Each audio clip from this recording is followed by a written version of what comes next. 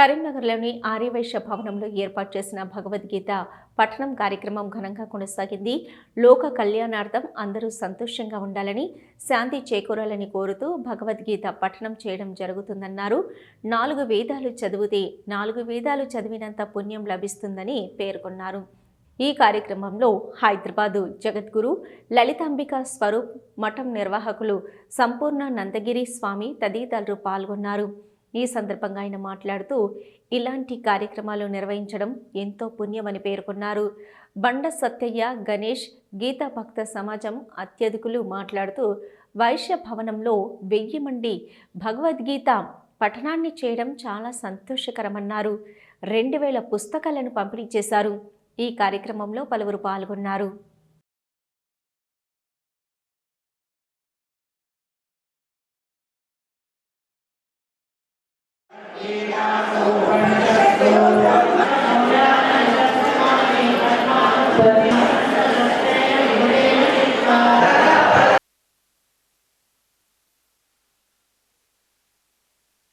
మరి చక్కగా శ్రీ మలయాళ సద్గురు గీతా మందిర సన్యాస మఠం, శ్రీ దయానంద భక్త గీతా సమాజం అటువంటి వాళ్ళందరూ కూడా కలిసి ఈరోజు భగవద్గీత 1000 మందితో వారాయన పెట్టున్నారు.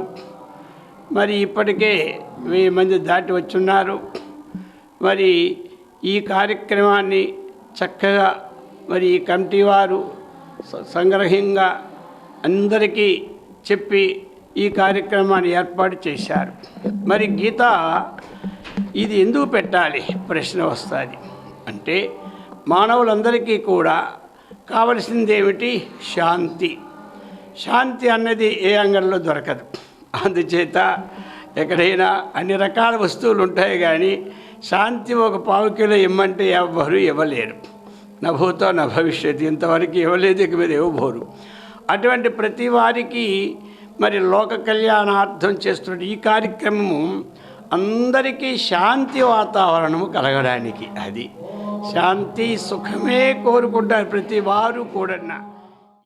లలిత సహస్రనామ పారాయణం చేయటాని కొరకు మన కొమరవెల్లి వెంకటేశం గారు, రాజమల్ల ఆంజనేయులు గారు తదితరులు ఒక 10 మంది కమిటీ సభ్యులు కలిసి కార్యక్రమాన్ని నిర్వర్తించాలని చెప్పేసి వారి యొక్క కోరిక మేరకు శ్రీ మలయాళ సద్గురు గీతా మందిర మఠం అధ్యక్షులైనటువంటి ఒక పీఠాధిపతులు శ్రీ శ్రీ శ్రీ విష్ణు సేవానందగిరి స్వామి యొక్క అనుమతితో ఈరోజు అనగా 28/12/2025 రోజున ఒక 1000 మందితో భగవద్గీత పారాయణ చేయాలి, లలిత సహస్రనామ పారాయణ చేయాలి.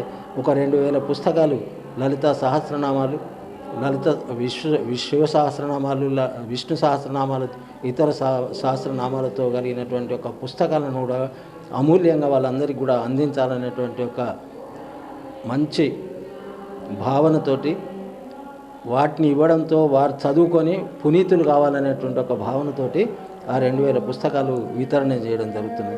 ఇంతకు పూర్వం పోయిన గత సంవత్సరం కూడా 7/7/2024లో కూడా ఇలాంటి కార్యక్రమాన్ని చేయడం జరిగింది.